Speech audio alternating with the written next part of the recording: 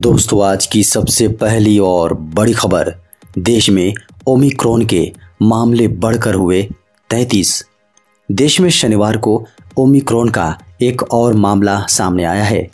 राष्ट्रीय राजधानी दिल्ली में जिम्बाब्वे से आए एक शख्स के ओमिक्रॉन से संक्रमित होने की पुष्टि हुई है। बता दें कि दिल्ली में ओमिक्रॉन का यह दूसरा मामला है। केंद्र ने भी मास्क का इस्तेमाल कम होने का हवाला देते हुए आगाह किया है कि लोग जोखिम मोल ले रहे हैं। सरकार का कहना है कि अभी मास्क हटाने का समय नहीं आया है। दोस्तों, बड़ी खबर है। जेपीएससी पीटी एग्जाम में पास हुए बड़ी संख्या में अभ्यर्थी हुए फेल। दोस्तों, 7वीं जेपीएससी पीटी एग्जाम में पहले 49 अभ्यर्थियों को उत्तीर्ण किया गया था। अब उन्हें फेल घोषित कर दिया गया है। जेपीएससी के अनुसार परीक्षा में शामिल 57 अभ्यर्थियों की आयोग को ओएमआर सीट नहीं मिली थी। हालांकि इनकी एग्जाम में उपस्थिति बनी हुई थी। एग्जाम के परिणाम जारी करने में देर न हो, इसके लिए इन अभ्यर्थियों में 49 अभ्यर्थियों को कट ऑफ मार्क्स के बराबर अंक देकर औपबंधिक रूप से पास किया गया था। क्योंकि इसमें अभ्यर्थियों की कोई गलती नहीं थी, शेष 8 को अन्य कारणों से उत्तीर्ण घोषित नहीं किया गया। दोस्तों, बड़ी खबर है। मुख्यमंत्री श्री हेमंत सोरेन ने कहा, 8 लाख से कम आय वालों को इलाज में सहयोग करेगी सरकार। दोस्तों, झारखंड के मुख्यमंत्री श्री हेमंत सोरेन ने हजारीबाग में प्रमंडल स्तरीय मेगा परिसंपत्ति वितरण कार्यक्रम में लाभुकों को परिसंपत्ति एवं नव चयनित कर्मियों को नियुक्ति पत्र सौंपा। उन्होंने 25,92,856 लाभुकों के बीच कुल 22 अरब 30 करोड़ 29 लाख 6 हजार की परिसंपत्तियों का वितरण किया। मुख्यमंत्री ने कहा कि 8 लाख से कम आय वालों को उसके इलाज में सरकार सहयोग करेगी।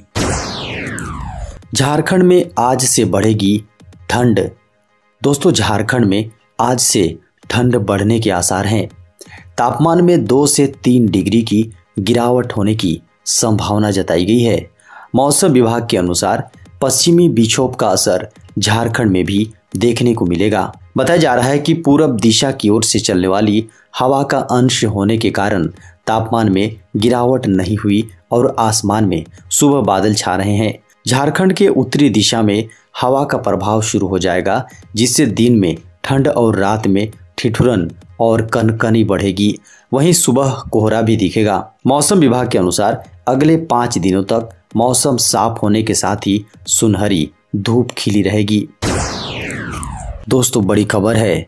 ओमिक्रॉन के बढ़ते मामले को लेकर झारखंड में प्रशासन अलर्ट। दोस्तों, देश में ओमिक्रॉन के बढ़ते मामले को लेकर झारखंड में भी प्रशासन अलर्ट मोड पर आ गया है। एनएचएम अभियान निदेशक सदर हॉस्पिटल में ओमिक्रॉन से निपटने के लिए व्यवस्थाओं का जायजा लेने के लिए शनिवार को पहुंचे थे। इस दौरान उन्होंने हॉस्पिटल के नए भवन में बने 20 बेड के आइसोलेशन वार्ड का निरीक्षण किया। उन्होंने कहा कि विदेशों से आने वाले लोग यदि कोरोना पॉजिटिव पाए गए तो उनके सैंपल को जीनोम सीक्वेंसिंग के लिए लैब में भेजा जाएगा। सदर हॉस्पिटल के नए बिल्डिंग में बने 20 बेड के आइसोलेशन वार्ड में रखा गया है। यहाँ दूसरे संक्रमित मरीजों की भर्ती नहीं किया जाएगा। मुख्यमंत्री श्री हेमंत सोरेन ने कहा, झारखंड में 75% नौकरियां मिलेगी स्थानीय को। मुख्यमंत्री श्री हेमंत सोरेन ने कहा कि सरकार विभिन्न बड़े उद्योगों को झारखंड में स्थापित करने का कार्य कर रही है, जिससे यहाँ के लोगों को रोजगार के मौके मिल सकें। इस क्रम में इस पर विशेष ध्यान रखा जा रहा है कि इनमें 75% नौकरी एवं 1 करोड़ रुपए तक का टेंडर स्थानीय लोगों को ही मिले, जिससे झारखंड के लोगों का विकास होगा। उन्होंने कहा कि कोरोना के संक्रमण काल में झारखंड के गरीबों ने बहुत दुख सहा है। केंद्र सरकार से सीमित संसाधन प्राप्त होने के बावजूद भी झारखंड सरकार ने अपने प्रयास से किसी को भी भूखा नहीं रहने दिया। विस्थापित मजदूरों को उनके घर तक पहुंचाने का काम किया है।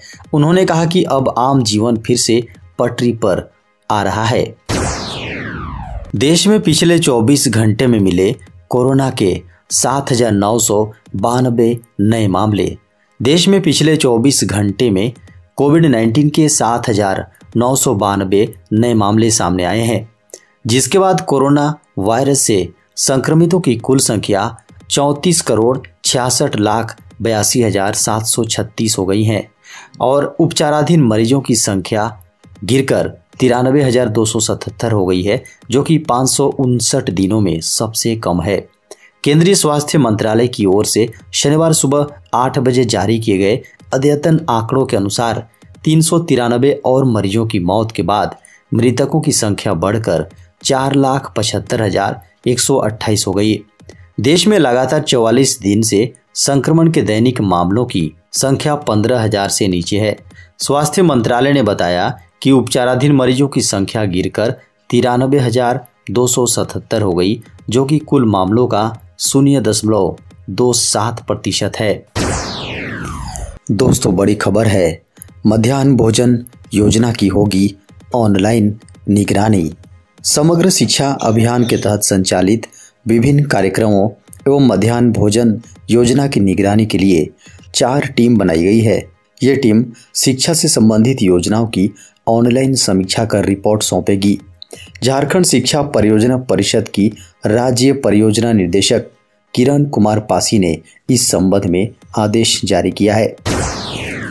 दोस्तों, बड़ी खबर है, झारखंड में जल्द होगी 1 लाख से अधिक शिक्षकों की भर्ती। दोस्तों, प्राथमिक से लेकर +2 विद्यालय तक में 1 लाख से अधिक पदों पर शिक्षकों की भर्ती की जाएगी। शिक्षक के साथ शिक्षकेतर कर्मियों की भी बहाली की जाएगी। शिक्षा मंत्री श्री जगन्नाथ महतो ने कहा कि राज्य के सभी जिला मुख्यालय, प्रखंड मुख्यालय से लेकर पंचायत तक में एक इंग्लिश मीडियम का स्कूल खोला जाएगा। इसकी प्रक्रिया शुरू हो गई है। प्रथम चरण में 80 विद्यालय का चयन किया गया है।